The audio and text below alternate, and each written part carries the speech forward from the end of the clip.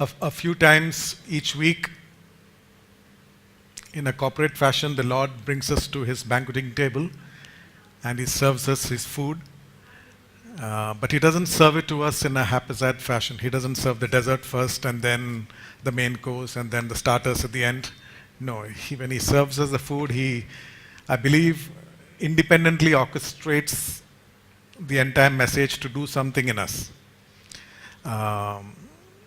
The way He serves us the word each week, each day, I believe is in a very coordinated manner. It's very purposefully done.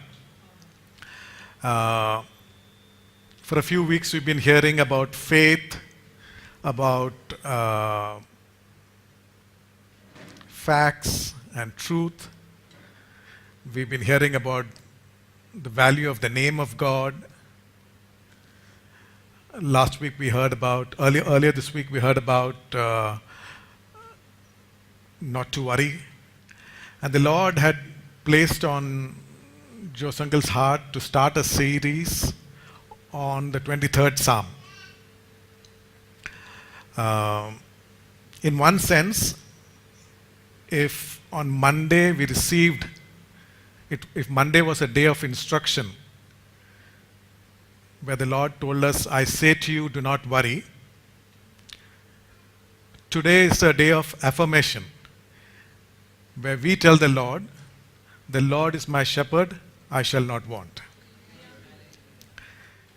A few weeks back, we looked at the name of God and Jehovah Sidkenu, the Lord our righteousness. Today we look at Jehovah Rohi, the Lord our shepherd. You can see how, the Lord is orchestrating all these messages, And I believe He's doing this to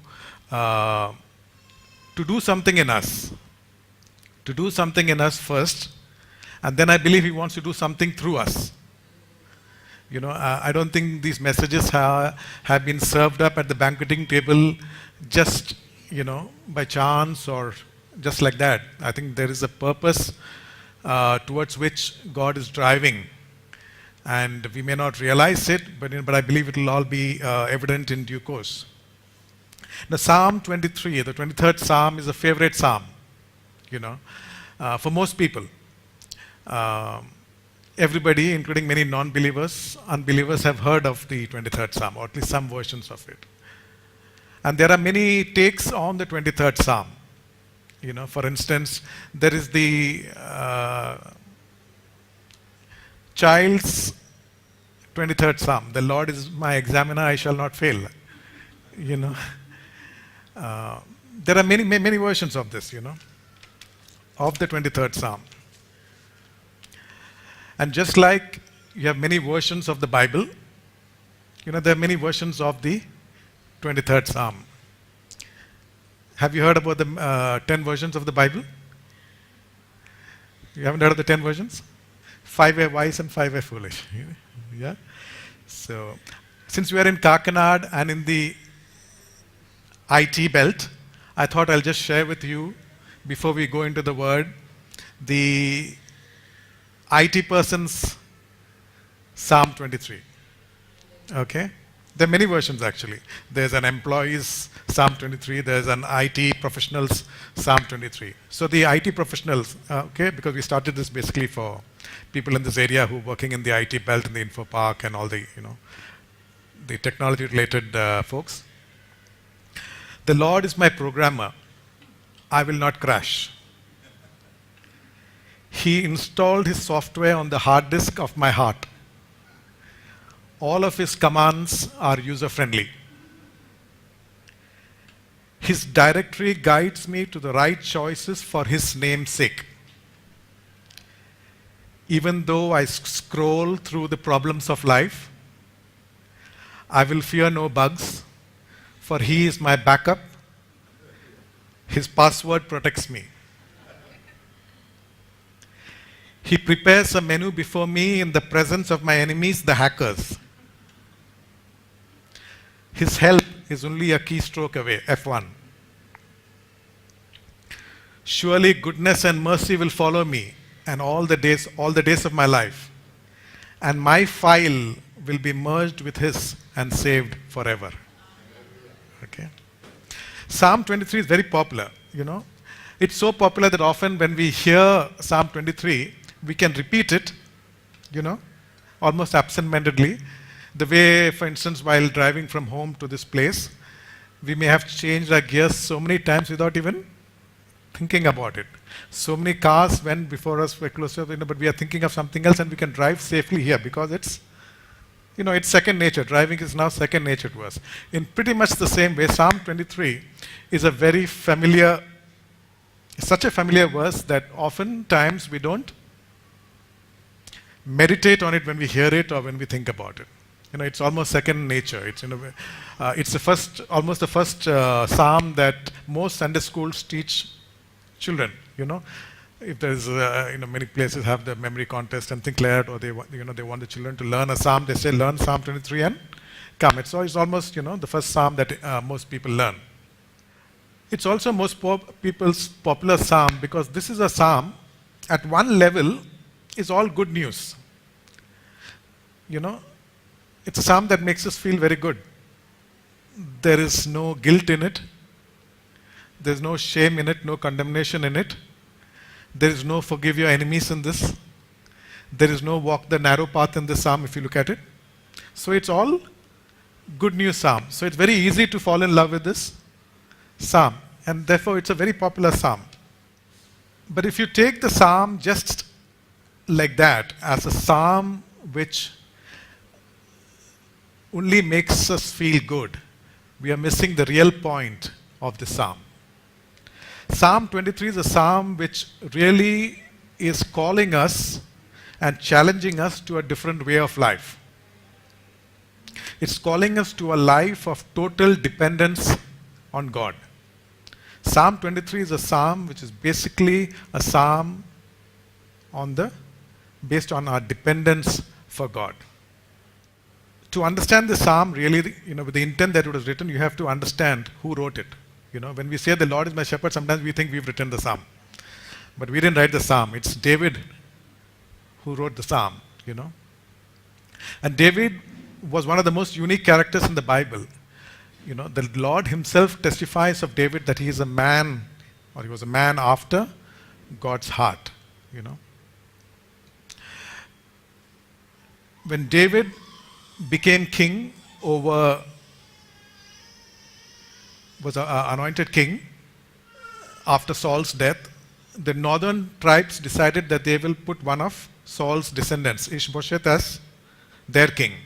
And it is only Judah who accepted him as their king. It took a further 7 years before David could establish his authority over the northern kingdom and merge the two kingdoms together.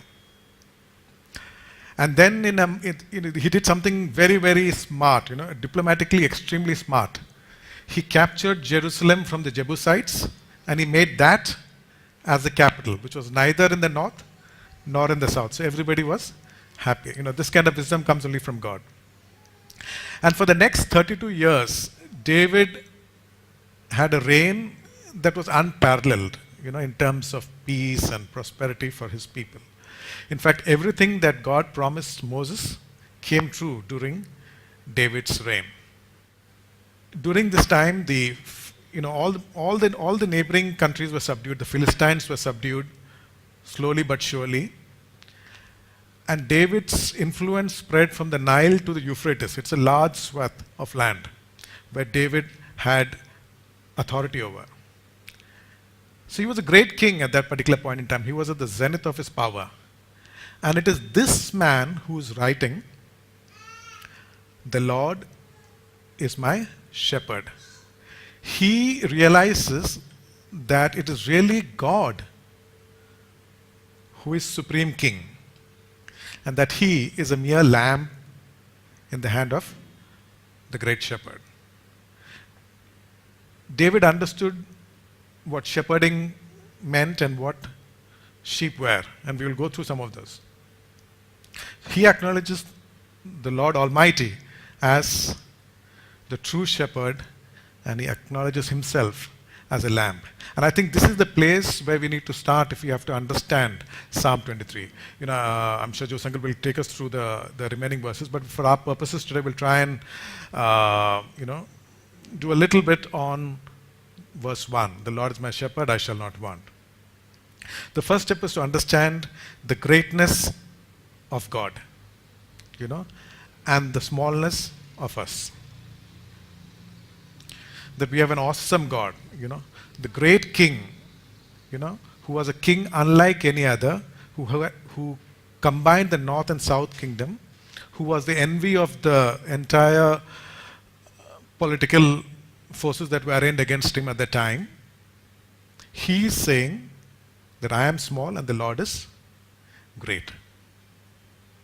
The second thing that he acknowledges, because he knows sheep very well, is that he is helpless without a shepherd. That he cannot rely on his own smarts or his own wits. Okay? That he is really helpless like a sheep. If you read Philippians chapter 3 verse 3, and I'll just read it for you. Paul says something similar. For we are the circumcision who worship God in the Spirit, rejoice in Christ Jesus, and have no confidence in the flesh. David did not have any confidence in the flesh. He trusted God. He said, I am a sheep, you are the shepherd. Paul is saying the same thing. I have no confidence in the flesh. It's all about our Lord Jesus. You have to understand that the Israelite history, right from the time they stepped out of Egypt, was one of a yo-yo cycle. One moment they were with God, next moment they wandered away. God gave them a whack on their knuckles. They came back. Okay?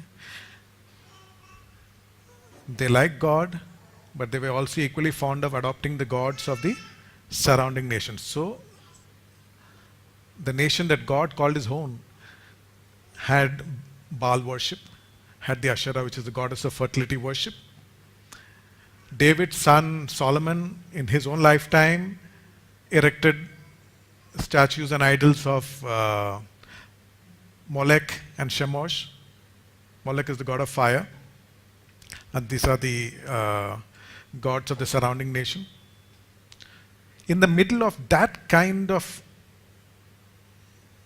apostasy, if you may, that kind of wavering, David is saying that the Lord is my shepherd.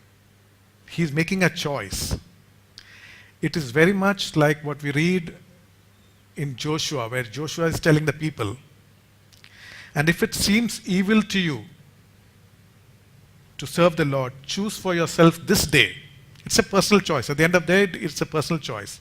Joshua is telling his people, choose for yourself this day whom you will serve, whether the gods which your fathers served, okay, when we were on the other side of the river. So there were actually other gods that these people were serving on the other side of the river, or the gods of the Amorites, because that was a very real option for these people, in whose land you dwell, and it seemed very attractive to them.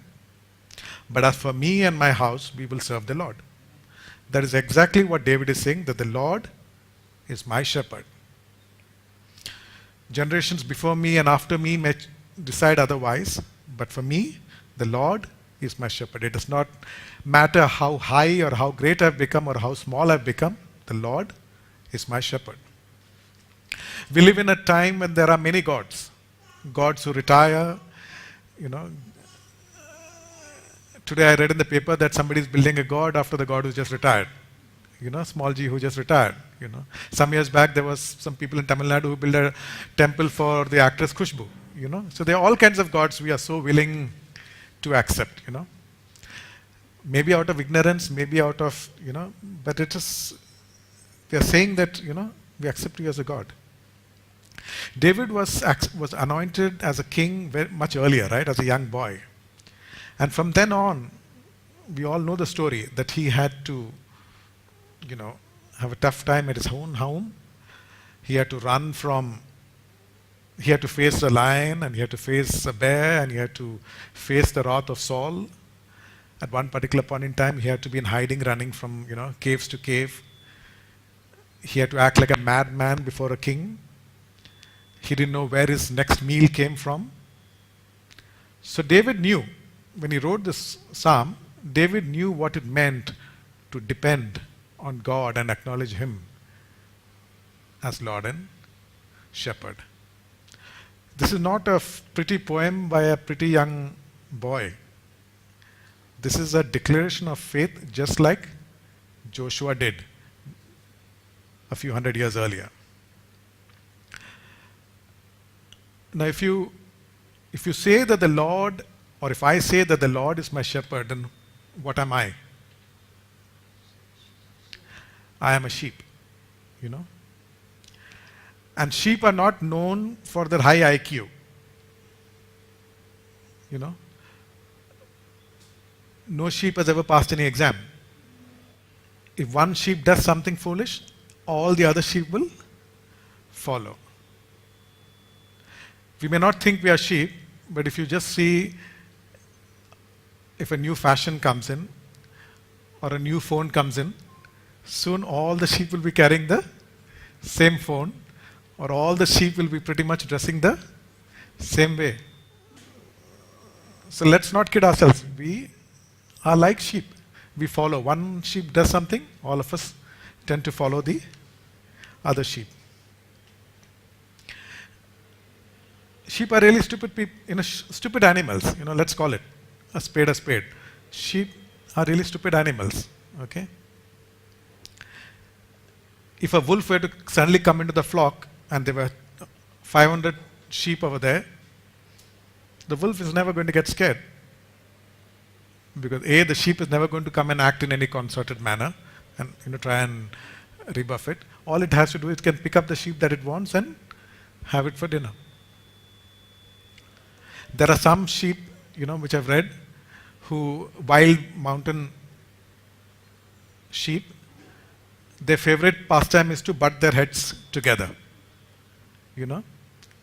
Apparently it impresses the lady sheep. I think it would give me a headache, trying to impress the lady sheep that way. Sheep are very helpless, very, very helpless, If a sheep rolls on its back by any chance, it cannot get up by itself. It's physically impossible for a sheep to try and get back by itself. It needs help. It needs external help to try and get back. Pretty much like us. Sometimes when we are on our back, we can't do anything to get up. We need the Lord, to come and lift us up. Lying on their back in that position is very dangerous because for the sheep, dangerous gases build up inside the stomach of the sheep and it dies. Yet, sheep will continue falling and lying on its back. It never learns because it's stupid. You would think if one sheep fell on its back and died, the other sheep would learn its lesson, right? But it doesn't, So therefore, with nothing to really to look up to in a sheep, I wish the Holy Spirit had compared me with something else. Maybe something faster, maybe something more cleverer, By the way, in my daughter's class, there's a girl whose pet name is, they call her Sheep. But of course, this girl is very intelligent and bright, When I was studying in school, I had a classmate who's a Sardaji classmate whose name was Tiger Tejpal Singh, And so we used to call him Tiger, which was very nice. I used to, those days I used to wonder why my parents never gave me a name like Tiger Matthew or, Lion Matthew or something like that. When I first started working, when you are a young person working in, in my company, if people said, you are a tiger, meant you are a really hot property. Or if you were a cheetah, means you are really fast and really good. Or if you are a lion, means, it was high praise. You couldn't ask for higher praise. But later I realized, that my parents must have thought long and hard and then decided not to call me a Tiger Matthew or a Lion Matthew, Because the Word of God says, the young lions may suffer and go hungry, but those who seek the Lord shall want no good things. I'm very happy to be a sheep. I'm glad that he did not name me a tiger or a lion. Yeah? Aren't you glad? That we have the names, that we are all sheep. Okay. We are sheep, okay? And we continue to be sheep. Like real life sheep, we often don't learn our lessons in time. And then you wonder, why would God ever take the headache of trying to save us? Does God really have a need? I mean, He is God above, Why would He waste His time on stupid creatures like human sheep? In Ezekiel 34, the couple of verses, I'll just read that for you, and just, you can just pay attention. I believe the word will seep into your hearts. For thus says the Lord God, indeed I myself will search for my sheep and seek them out. As a shepherd seeks out his flock on the day he is among his scattered sheep, so will I seek out my sheep and deliver them from all the places where they were scattered on a cloudy and dark day. I will feed my flock and I will make them lie down, says the Lord God. I will seek what was lost and bring them back what was driven away, bind up the broken and strengthen what was sick. Okay? There's a little more, but I just stopped there. The Lord saw us lost, confused. Meh. That's the only sound we know to make, as sheep. Crying with our heads almost inside that roaring lion's mouth. And the Lord decided, the Good Shepherd decided to come down and do something about it. God sent His only Son to save us. We have to remind ourselves that normal sheep may be still, cheap. But human sheep is quite expensive. The Lord couldn't buy human sheep, with all the money that He had, with all the wealth that He has stored in hidden places, as it says in the Bible, with all the riches stored and all the gold and the silver and the diamonds and precious stones stored in the secret places. The Lord knew that that would not be enough to save human sheep. Not because we are so worthy, but because we were so lost. If you look at our worth, it would have been very easy to buy us. But because we were so long gone, we were so far away from Him, the Lord had to pay a really heavy price to redeem us. And that was the cost of His only begotten Son. When we say He paid a heavy price, we say it as a matter of fact. But the other day I was listening to a sermon while driving, and the preacher, John Piper, was saying something very simple. It's very simple, and it's absolutely nothing new. But it struck me again with fresh force. If He paid such a heavy price and purchased us, whose are we now? Right? Are we our own or are we His? If He purchased, we are His.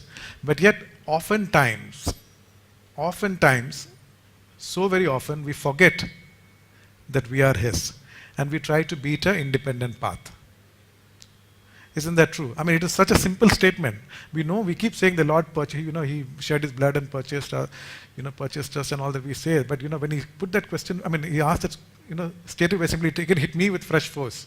That if the Lord really, and He did, purchase me, then I am not mine anymore. I can't, I don't have an independent track. I am really the Lord's. And it is for Him to do with me as He pleases. Isaiah 40 verse 11 says, He will feed His flock like a shepherd. He will gather the lambs with His arm and carry them in His bosom, and gently lead those who are with young. We cannot say that we are His sheep. We cannot say that we belong to the Lord We cannot say that he is he's our shepherd, and then start complaining about the pasture. Not the pastor, the pasture. Right? We can't complain about the quality of the grass, or we can't complain about the location where we are today, where he's led us today, right? Or we can't presume to tell him what he should do, right? Sheep, even a dumb sheep doesn't do that.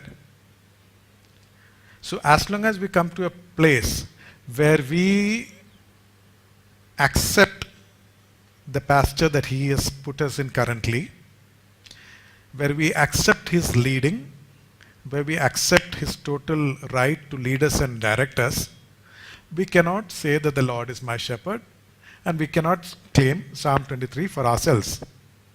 However nice and reassuring it seems, especially the goodness and mercy part is amazing, right? We all love it, But the psalm is not for us. We may know it, we may say it like a poem, but that's all there is to it. So to come to that point, first we accept. For the Lord to be my shepherd, I have to accept that I am a sheep. Secondly, I have to accept him as the Lord. Not like the Israelites. On the Sabbath day it was the Lord. On Monday it was Baal. On Thursday it was the Asherah god. And on Friday it was maybe, Molech. No. The Lord. Not the Lords or the gods. The Lord is my shepherd. I have to accept my sheepishness or my sheepness. I have to accept that only he is Lord, that Yahweh is Lord. And I have to accept his lordship and his shepherdship over my life. Before we move on to this first part, the Lord is my shepherd part, I just want to quickly talk about three things, and then we'll move on to something else. One quality of sheep is that they flock together. If one goes, everybody else, There's no leader. Anyone goes, they all go together. And I believe by the grace of God, I'm just a very new person here, but by the grace of God, one thing which really impresses me is that this is a group that has flocked together for 10 years or longer, That is something which I always tell everyone, that this church or this group or this fellowship has been faithful in flocking together through thick and thin, to whatever, Bandh or Bhartal or whatever, this group has always met, and, I think we need to thank God for the grace that he has given in keeping this group together, united.